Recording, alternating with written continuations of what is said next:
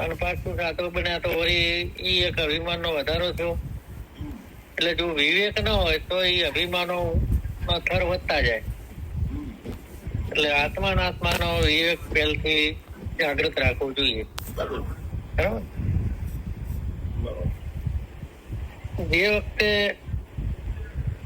ગૃહસ્થાશ્રમમાં હતો તે વખતે નમ્રતાથી કોઈ મહાત્માનું સેવન કરવા ચાહતો હતો, પણ ત્યાગ કર્યા પછી તો હું ત્યાગી થયો અને સૌ મને માને ને મારો આદર સત્કાર કરે એવું અવિવેકથી અભિમાન વધતું જાય છે. અને તેને કોઈ સદવિદ્યાનો ઉપદેશ કરે તો તે સાંભળે નહીં ને હું ત્યાગી છું એમ માની બેસે. તેથી કેવું બન્યું કે બિલાડું કાઢતા ઊંટ બેઠું. એ પ્રમાણે થયું. એના ગ્રસ્તાશ્રમમાં તો કોઈ સાધુ સેવન કરતો હતો, કોઈ સાધુનો સત્સંગ સાંભળતો હતો. હવે સંન્યાસી બન્યો. હું કોઈને નમો નહીં અને હું કોઈને સાંભળું નહીં. સામે અભિમાન વધ્યું ને. હા, વધ્યું. કારણ કે એને નમનારા પાછા વધી જાય, ઊંચી સ્વીકારનારા વધી જાય.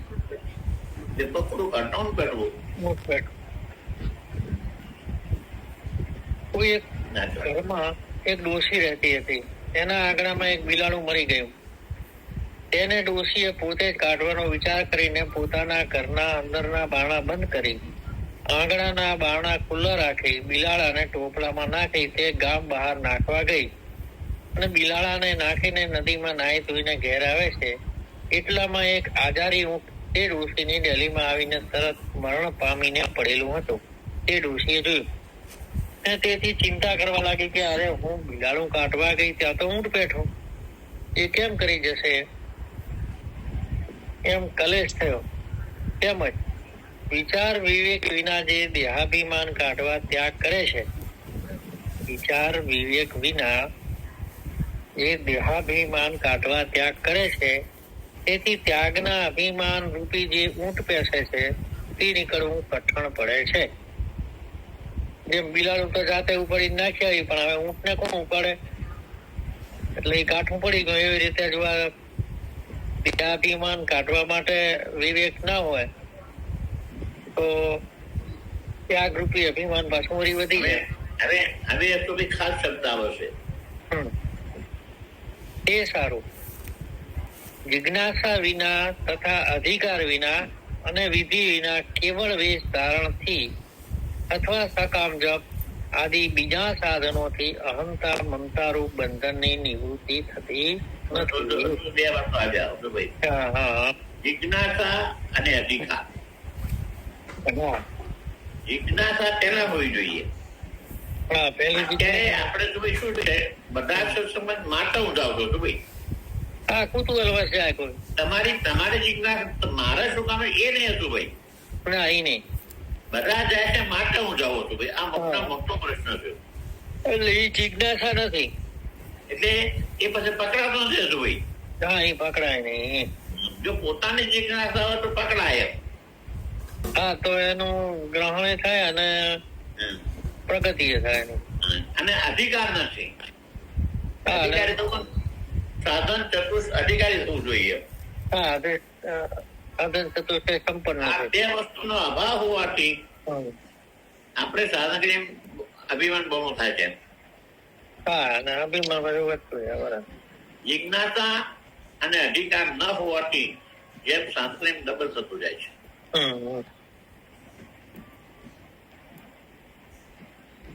દેહનું અહમત્વ એ રીતે દૂર થાય શિષ્ય, ત્યારે કયા સાધનથી અહમતા મમતાથી નિવૃત્તિ થાય છે તે કૃપા કરી કહો.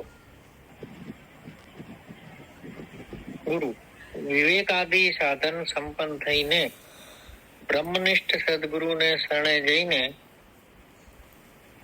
તેમના ઉપદેશ પૂર્વક આત્મા અનાત્માના વિચારથી ઉત્પન્ન થયેલા સ્વરૂપના જ્ઞાનથી અજ્ઞાનની નિવૃત્તિ દ્વારા અહમતા મમતાની નિવૃત્તિ થાય છે. વિવેકાદી સાધન સંપન્ન થઈ અને તેમના ઉપદેશ પૂર્વક આત્મા અનાત્માનો વિવેક અને એના જ્ઞાનથી અજ્ઞાન નિવૃત્તિ થાય અને અહંતા મમતા તમારે એ વિચાર વિવેક આદિ સાધન આવ્યા. તો વિવેક, વૈરાગ્ય, સંપત્તિ અને મુમુક્ષુતા આ 4 સાધન. વિવેક એટલે આત્મા અનાત્માનો વિવેક. વૈરાગ્ય એટલે આલોક અને પરલોકના ભોગોનો આલોક અને પરલોકના ભોગોથી સુખ બુદ્ધિનો ત્યાગ. સમ, દમ, શ્રદ્ધા, સમાધાન, ઉપલબ્ધિ ને તિતિક્ષા આ 6 સંપત્તિ. સમ એટલે મનમાં વિષયો ન આવવા દેવો. કદાચ મન સમજાય છતાં પણ મનમાં વિષય આવે તો ઇન્દ્રિય પાસે ભોગવવા ન દેવા. એ દમે ઇન્દ્રિય દમન. બરાબર. શ્રદ્ધા, ગુરુ અને શાસ્ત્ર ઉપર શ્રદ્ધા. સમાધાન, જ્ઞાનથી જ મોક્ષ મળે કર્મથી સમાધાન. ઉપરથી એક વખતે ત્યાગ કરેલા ભોગો પાછા પરાર્થ સામે આવે તો એને અરુચિથી ભોગવવા, રુચિથી ભોગવવા નહીં. અને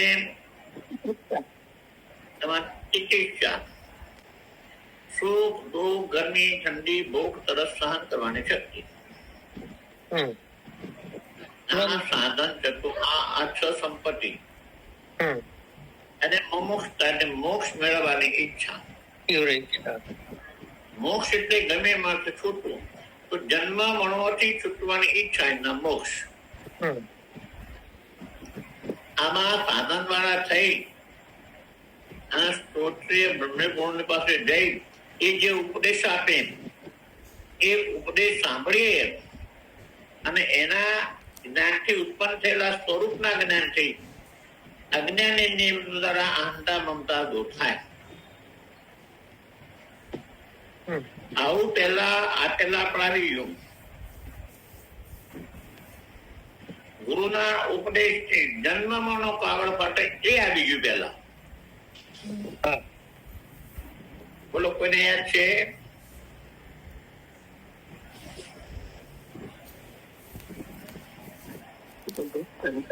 જન્મનો કાગળ ફરવાની રીત કોઈને યાદ છે?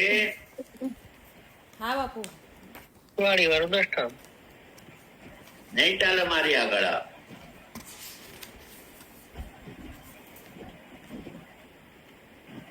ગુરુએ કહ્યું શિષ્ય શું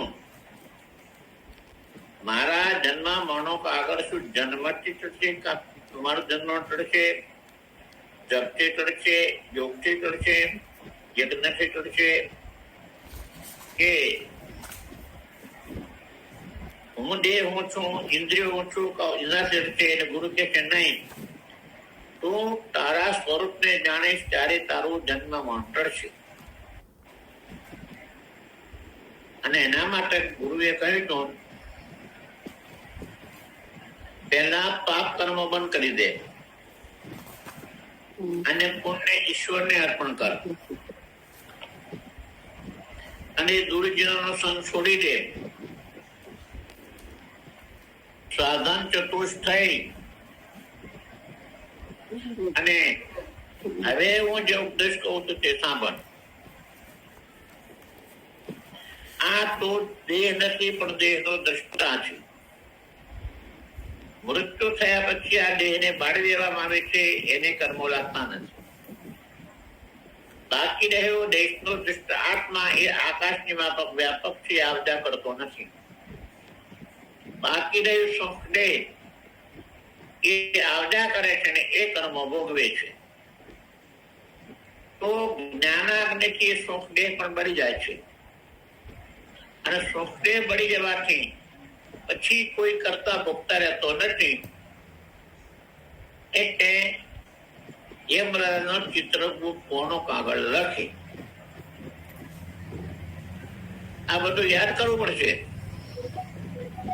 નહીં ચાલે. મારી આગળ તો તમારે મને જવાબ આપવા પડશે. મારી આગળ તમે ખાલી સાંભળે જશો, મેળ નહીં આવે. હું જે ભણાવું એટલું ભણવું પડશે. હા બાપુ.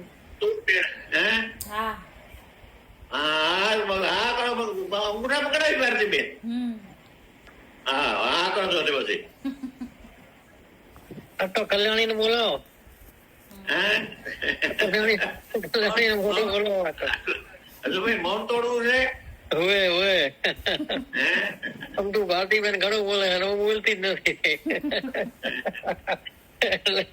એટલે એનો થોડોક વારો આવે. આ કાંતિ ચોપડા કોણ છે?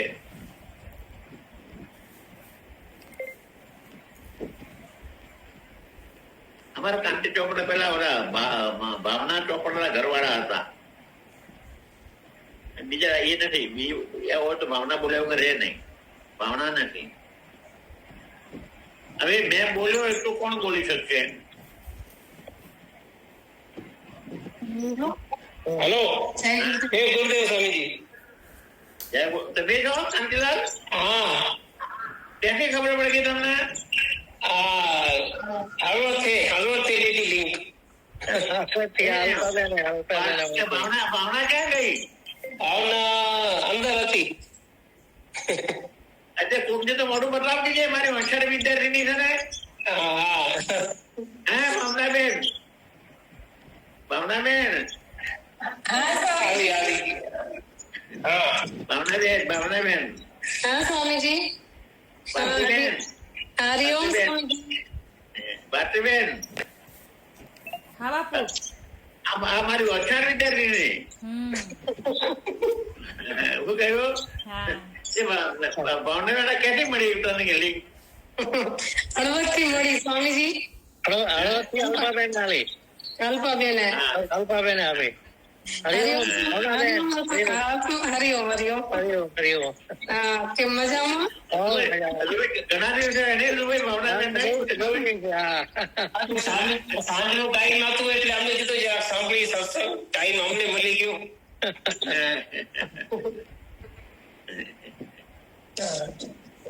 કલ્યાણીબેન, એ કલ્યાણીબેન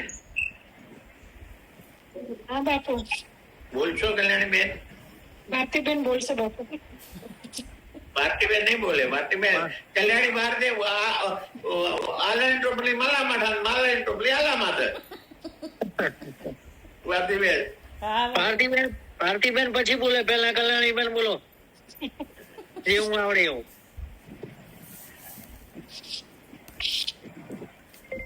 નહીં ફાવે એમ બોલતા. ખતરો તો કરો. જો કલ્યાણીબેન.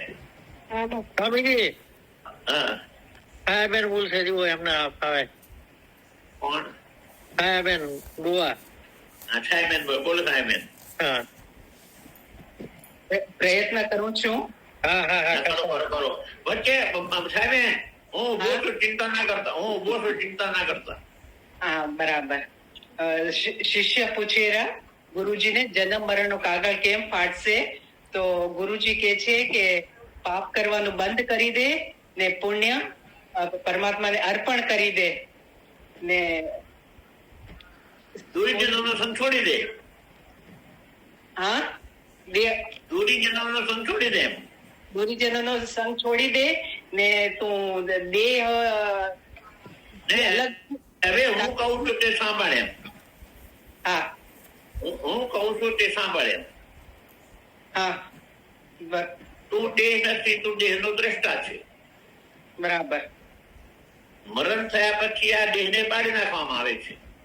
બરાબર. એટલે એને કઈ કર્મો ભોગવાના આવતા નથી. હા બાકી રહ્યો દેહ નો દ્રષ્ટા આત્મા. એ આકાશની માફક વ્યાપક છે. એ કઈ આવજા કરતો નથી. બાકી રહ્યો સૂક્ષ્મ દેહ. એ આવજા કરે છે, એ કર્મ ભોગવે છે. જ્ઞાન થવાથી સૂક્ષ્મ દેહ મળી જાય છે. પછી કોઈ કરતા ભોગતા રહ્યો નહીં, કોઈ કરતા ભોગતા ના રહ્યો. એટલે યમરાજ નો ચિત્રગુપ્ત કોનો કાગળ લખે? બરાબર.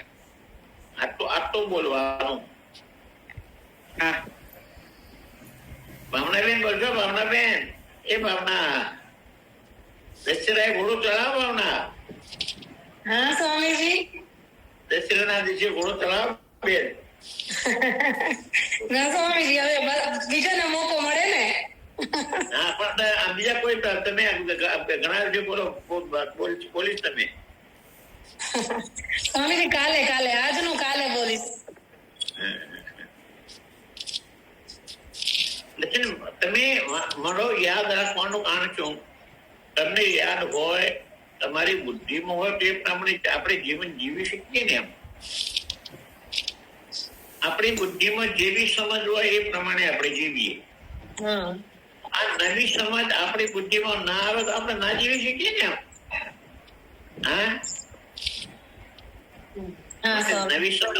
નવી સમજ બુદ્ધિમાં લાવવી પડે.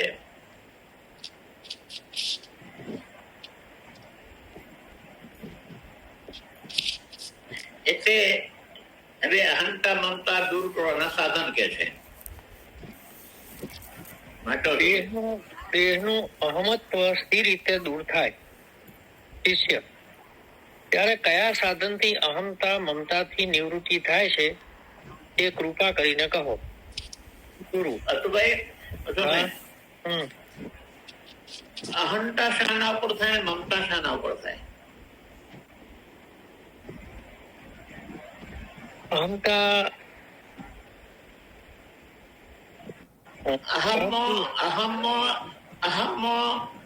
અભિમાન આવે અને ઈદમ મમતા થાય. ભાવનાબેન, એ ભાવનાબેન, હા સ્વામીજી. જો મેં શું કહ્યું, અહંતા મમતા શા માટે? ભાવનાબેન, અહંકાર અભિમાન આવે, જે ઈદમ છે મમતા થાય. ભાવના ઈદમ મમતા થાય. બરાબર. જે ભાવનાબેન આપણાથી જુદું છે એમાં મમતા થાય. ભાવનાબેન, આપણું ઈદમ નહીં, આપણા જુદું ઈદમ નહીં, ઈદમ છે આપણે જુદું નહીં. ભાવનાબેન, અહમ નો અભિમાન આવવાનું, ઈદમ મમતા થાય. બરોબર ને ભાવના? એટલે સ્વામીજી, સ્વામીજી અહમતા દેહ સાથે જોડાયેલો ને મમતા વસ્તુ સાથે જોડાયેલો. તમારા દેહમાં મમતા છે. દેહ હું ને દેહ મારો બે ના થયો. પણ એક સિદ્ધાંત માની લેજો, જેને આપણે મારું કહીએ આપણાથી જુદું હોય, તમે જેને મારું કહો એ આપણાથી જુદું હોય. તમે કહો છો કે મારી પત્ની તમારાથી જુદી નહીં, તમે કહો છો કે મારી ગાડી તમારાથી જુદી નહીં, તમે કહો છો કે મારી વાડી તમારાથી જુદી નહીં.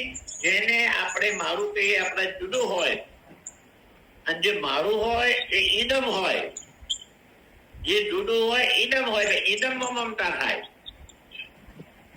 આ દેહ આપણાથી જુદો છે માટે મારું થયું એમ.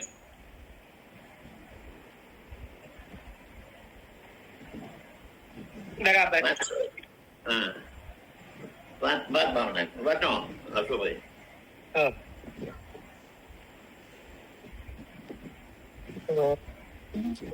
ગુરુ કહે, વિવેકાદી સાધન સંપન્ન થઈને બ્રહ્મનિષ્ઠ સદગુરુને શરણે જઈને તેમના ઉપદેશ પૂર્વક આત્મા અનાત્માના વિચારથી ઉત્પન્ન થયેલા સ્વરૂપના જ્ઞાનથી અજ્ઞાનની નિવૃત્તિ દ્વારા અહમતા મમતાની નિવૃત્તિ થાય છે. આત્મા અનાત્માના વિચારથી ઉત્પન્ન થયેલા સ્વરૂપના જ્ઞાનથી અજ્ઞાનની નિવૃત્તિ દ્વારા અહમતા મમતાની નિવૃત્તિ થાય છે.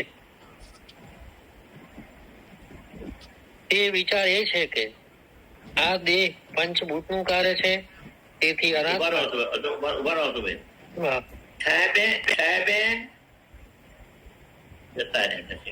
સ્વામીજી પંચમહાભૂત નું નામ આપો. પૃથ્વી, જળ, અગ્નિ, વાયુ ને આકાશ તત્વ. બરોબર છે.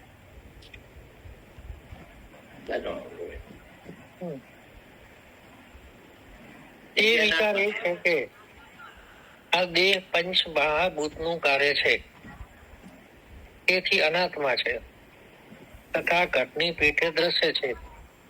અને જેમ ઘટનો દ્રષ્ટા ઘટથી જુદો છે તેમ હું દેહનો દ્રષ્ટા આત્મા છું.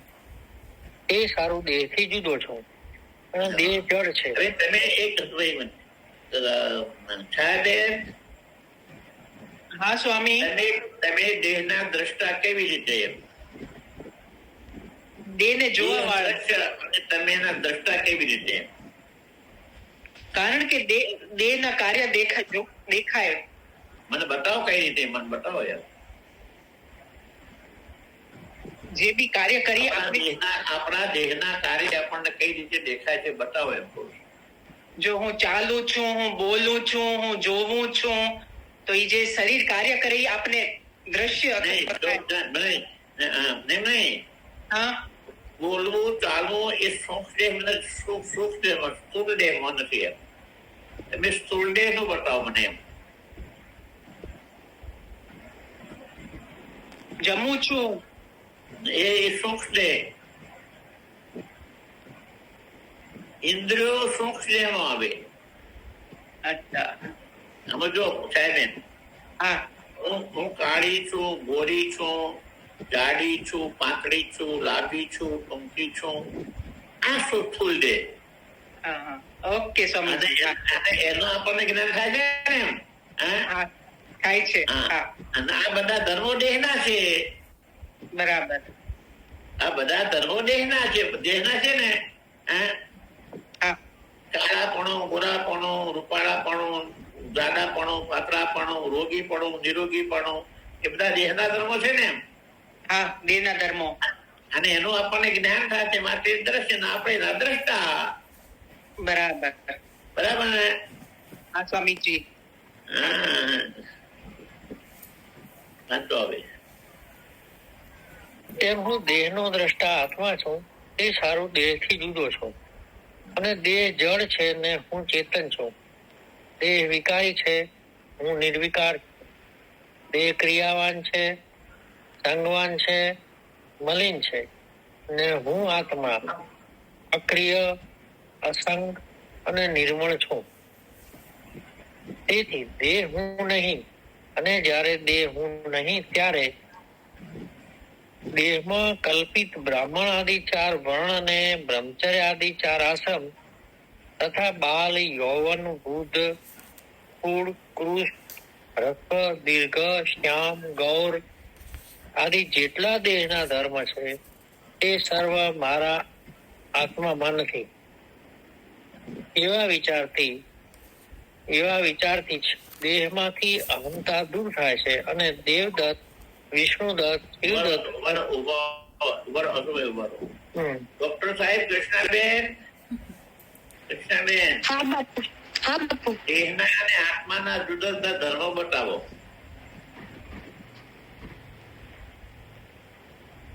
હમણાં હાલ આવ્યા. હમણાં હાલત આવ્યા. હમણાં હાલત અશોકભાઈએ વાંચ્યા. જો દેહ આત્મા દ્રષ્ટા એ દ્રશ્ય, દેહ જડ આત્મા ચેતન, દેહ વિકારી આત્મા નિર્વિકાર, દેહ ક્રિયાવાન આત્મા અક્રિય, દેહ વિકારી આત્મા અવિકારી, પછી એ અસંગ અને નિર્મળ છું. એ દેહ હું નહીં અને દેવું નહીં. ત્યારે હું કાળો, ગોળો, જાડો, પાતળો એ બધા ધર્મો, મારા વર્ણ, મારો વ્યવહાર, મારા 4 વર્ણ, મારા 4 આશ્રમ સ્થૂળ દેહના છે. એ મારા નહીં. એમ સ્થૂળ દેહના ધર્મો એમ મારા નહીં. એમ આટલું કહીએ એટલે દેહમાંથી અહંતા મમતા જાય. એમ જેનાથી આપણે છૂટા પડીએ એનું આપણું અભિમાન જાય. ડોક્ટર સાહેબ બધાને પોતાની જાતને ડોક્ટર માને છે. બરોબર ને? જયારે ડોક્ટરે મૂકી દેશે ત્યારે ડોક્ટર નો વીમો નહીં લે. હા, બરોબર ને? એમ અત્યારે અજ્ઞાન થી આપણે દેહ માનતા હતા, આપણા વિવેક કરતો, આત્માને અનાત્માનો વિવેક કરતો, દેહ થી આપણે જુદા છીએ તો દેહ શ્રેષ્ઠ થઈ ગયો, આપણે શ્રેષ્ઠા થયા. હવે દેહ હું નહીં તો દેહના ધર્મો મારા નહીં.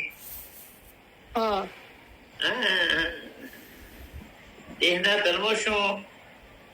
કાળો, ધોળો, જાડો, ચાર વર્ણ વાળો, ચાર આશ્રમ વાળો, આ બધા દેહના ધર્મો. એવું નહીં, એ બધે બે ધર્મો નાશ ના પામે. એક દેહ કોના છે? દેહના છે, હવે મારા નહીં. એમ શરીર રે, શરીરના ધર્મો રે, દેહના થઈ જાય, મારા નહીં. એમ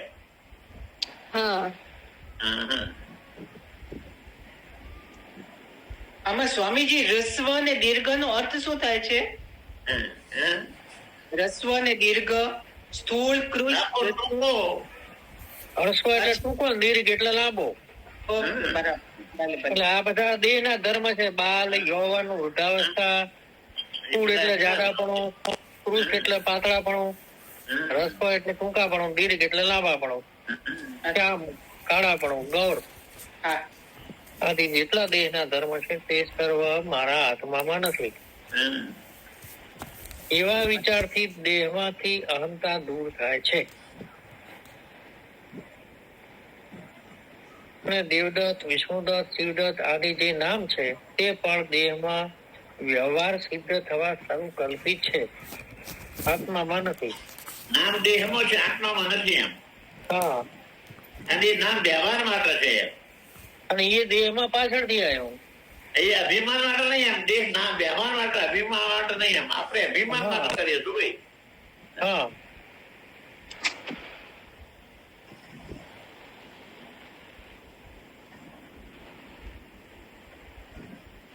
તથાપિ દેહથી જુદો આત્મા છે એમ જાણતો નથી. તેથી દેહમાં કલ્પિત નામનું તે આત્મામાં અભિમાન કરેલું છે. દેહમાં કલ્પિત નામનું તે આત્મામાં અભિમાન કરેલું છે. તેને પણ વિવેકપૂર્વક યુક્તિથી વિચાર કરી દૂર કરવું જોઈએ. જેમ કે વિવેકપૂર્વક યુક્તિથી વિચાર કરીએ સ્વામીજી નામનો, આપણે સવારમાં વિચાર કરીએ કે નામ વ્યવહાર, નામ વ્યવહાર, અભિમાન નામ વ્યવહાર માટે થતું ભાઈ. એમ સમજી ગયો, એનો વિચાર કરીએ. પણ વિચાર સવારમાં આપણે 5 કલાક કરતો કલાક થાય, અને 23 કલાક એમ માનો કે હસુથી જ વ્યવહાર કરતા હોય તો હસું દટ થઈ ગયું. હા, અમે સવારમાં ઘડીક વાર યાદ કરીએ કે આ શું તો પાછળથી નામ પડ્યું. થોડા કાયમ રહેવું જોઈએ. કોઈ પણ વસ્તુ તમને કાયમ ગમશે. પૈસા થોડો સમય તમારી પાસે રહેશું તમને. આપણી પાસે કોઈ પણ આપણો સ્વભાવ એવો છે કે દરેક વસ્તુ કાયમ આપણને ગમશે. થોડા સમય માટે પૈસાદાર થશું કામના નકામ.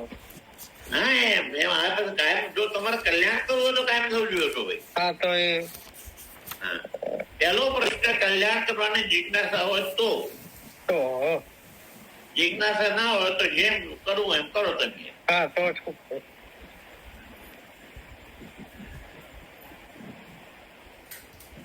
કોઈ તને પૂછે કે તું કોણ છે? હર્ષભાઈ, નામ વ્યવહાર માટે છે કઈ રીતે? એ તો જન્મ્યો તારે એનું નામ હતું નહીં, અને એકલા ખાલી દેહ થી વ્યવહાર થાય નહીં, કારણ કે બધા દેહ હોય. એમને નામ વ્યવહાર માટે કઈ એમ પૂછું છું. એટલે વ્યવહારની સિદ્ધિ માટે જ નામ પાડવું પડે. નહીં તો ભાઈ,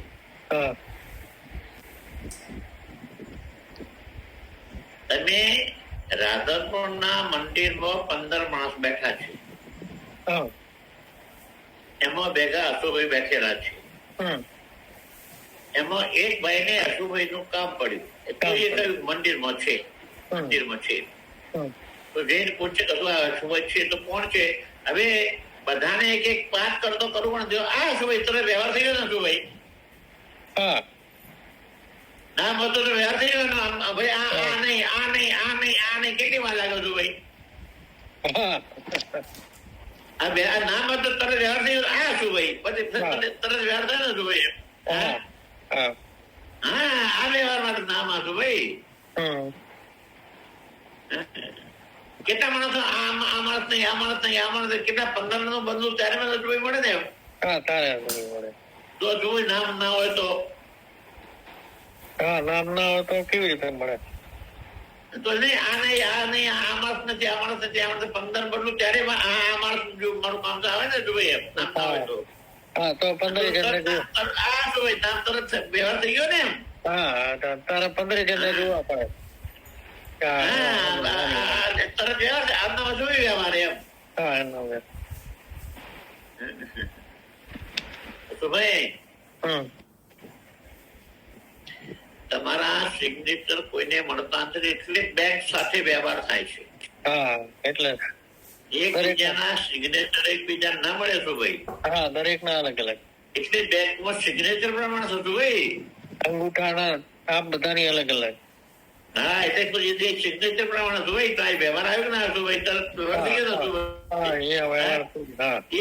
એ તમારું સિગ્નેચર ના હોય કેવી કેટલા ઘણી થઈ જાય છો ભાઈ હા હા હા બરોબર ને આ વ્યવહાર હતો ભાઈ બરોબર ને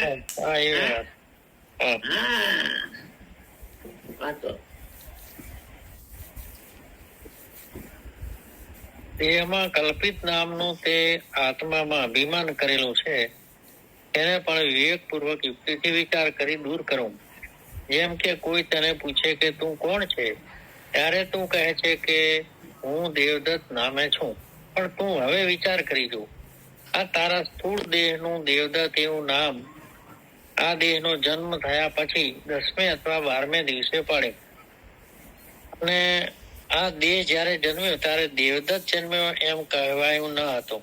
અને કોઈ પૂછે કે આ દેહમાં દેવદત્ત કયો ત્યારે હાથથી નિર્દેશ કરી કહેવાતું નથી કે આ દેહ દેવદત્ત છે. જ્યાં હાથ અડગાડે ત્યાં માથું, મુખ, ખભો, પેટ, પગ વગેરે કહેવાય છે. એ વિચાર ઉપરથી જયારે દેહનું નામ દેહમાં ખરું સિદ્ધ થતું નથી ત્યારે દેહથી જુદો દ્રષ્ટા જે તું આત્મા તેનું દેવદત્ત નામ ક્યાંથી જ હોય વારો? તું જે નામને સાચું માન્યો તો નામ જ સાચું થતું નથી. હા ભારતીબેન, હા બાપુ. તમારું નામ ભારતીબેન છે ને? હા. મને ભારતી બતાવો. નહીં બતાવી શકું. તો પછી જે નક્કી થતું એવા તમે કેવા?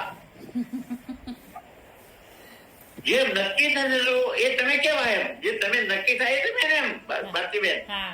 હા તો તમારો દેહ નક્કી, તમારું નામ જ નક્કી થતું નથી. ના. ભારતીબેન તમારો દેહ બતાવો. દેહ આ હાથ છે, આ મોઢું છે, આ પગ છે, દેહ નથી. હા એ ક્યાં નક્કી ભારતીબેન બરોબર ને? ભારતીબેન તમે મુંબઈમાં રહો છો? હા. મને મુંબઈ બતાવો. ના બતાવી શકાય. સાબિત જ થતું નથી ભાવનાબેન. પણ ભાવનાબેન, આ શરીરના બધા અંગો જે એક જગ્યાએ કરે છે વ્યવહાર માટે નામ દેહ. એનું નામ દેહ. હા જેમ ગાડી મુંબઈના વરલા સેન્ટર જે એ બધા પોલીસ સ્ટેશન, રેલવે સ્ટેશન જ્યાં ભેગા કર્યા છે મુંબઈ વ્યવહાર માટે. બરોબર ને? બરોબર. મુંબઈ સાબિત ના થાય પણ આ બધી વસ્તુ એક જગ્યાએ છે ને મુંબઈ. હા વ્યવહાર માટે. વ્યવહાર માટે. હા એમ તમારો દેહ, તમારું નામ વ્યવહાર માટે છે, અભિમાન લેવા માટે નહીં. એમ ભારતીય મૂળ પ્રશ્ન એ કહેવાનો છે એમ. અને તમે કહો હું ભારતીય છું એમ. એ તો ભૂલાતું જ નથી. મારો દેહ, હું દેહ ભારતીબેન એ વ્યવહાર માટે છે અને એનું આપણે અભિમાન લીધું. હા એ ભૂલાતું જ નથી. હા એ છે ને એ આપણી ભૂલ.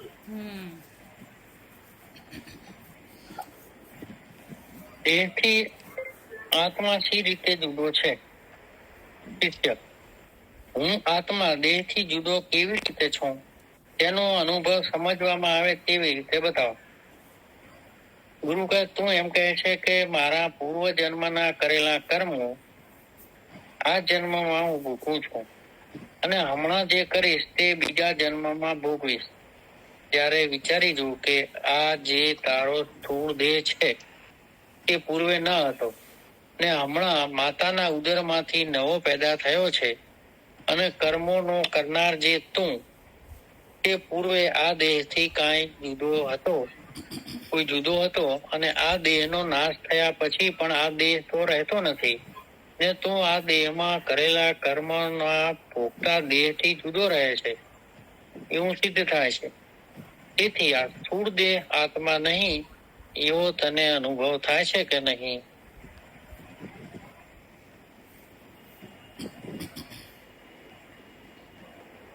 વાંચવામાં સમજાવવા માટે આવું વાંચી નાખો ને.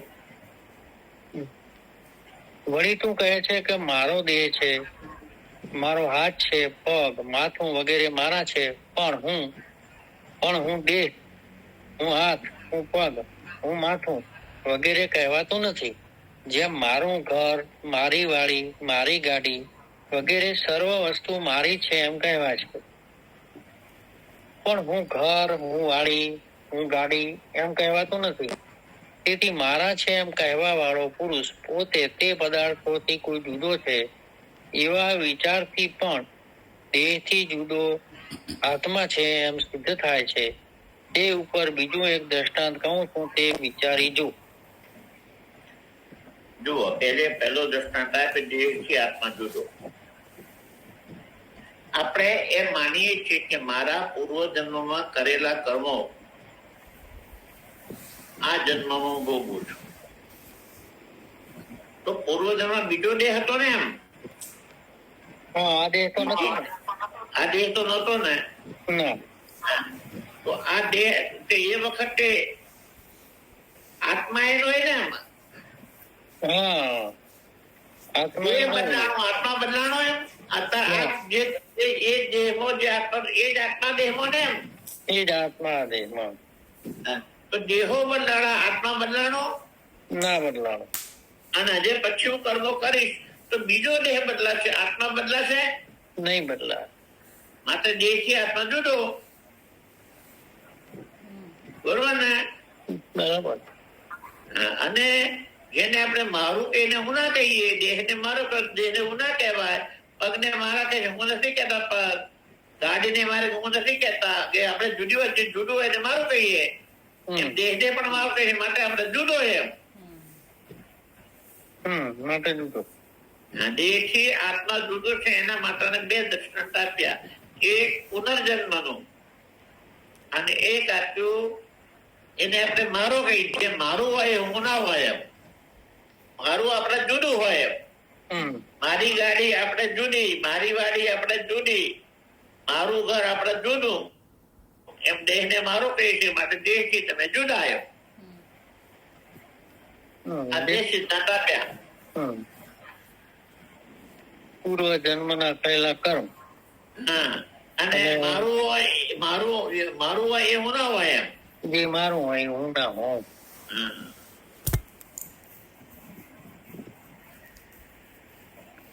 જો આજે એ વાત આવી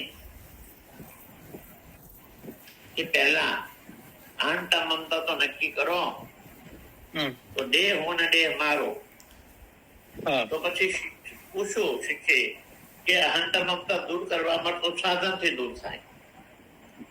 તો શિષ્ય કહ્યું જે હું સાધન કરતો હોય મારી અહંતા વધતી ગઈ. જપ કરે તો જપી, તપ તો તપી, દાસ તો દાની વધુ કે આત્માના વિચાર કર્યા સિવાય તે કર્યું છે માટે તર વધી ગયું.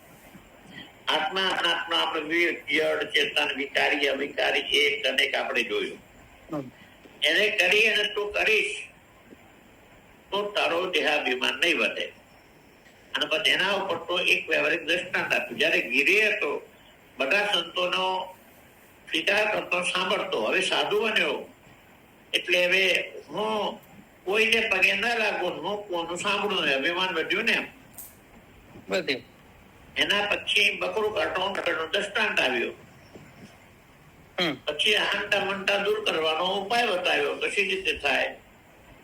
તો સાધન ચતુષ્ટ થઈ સદગુરુ પાસે જઈ અને ગુરુજી તને સમજ આપે, એ સમજ દ્વારા તારા અજ્ઞાનની નિવૃત્તિ થાય તો તારું હું ને મારું દૂર જાય. આ દેહનો તો દ્રષ્ટા છે, એ દ્રશ્ય છે. એનો કાળાપણો, ગોરાપણો, લાંબાપણો, ટૂંકાપણો, જાડાપણો, પાતળાપણો, એના વર્ણ ને આશ્રમ એ બધા તને જ્ઞાન થાય છે. માટે દેહ છે તો જુદો. અને એનું નામ પણ વ્યવહાર માટે પાડવામાં આવ્યું છે. અને નામે સાબિત થતો નથી, દેહ સાબિત થતો નથી. અને એને તો મારું માનસ બેસી ગયું છે. આપણે જોયું આ દેહ સાબિત છે તો આ તો હાથ છે, પગ છે, બરડું છે, હાથું છે, માથું છે એમ. નામે સાબિત થતું નથી એમ.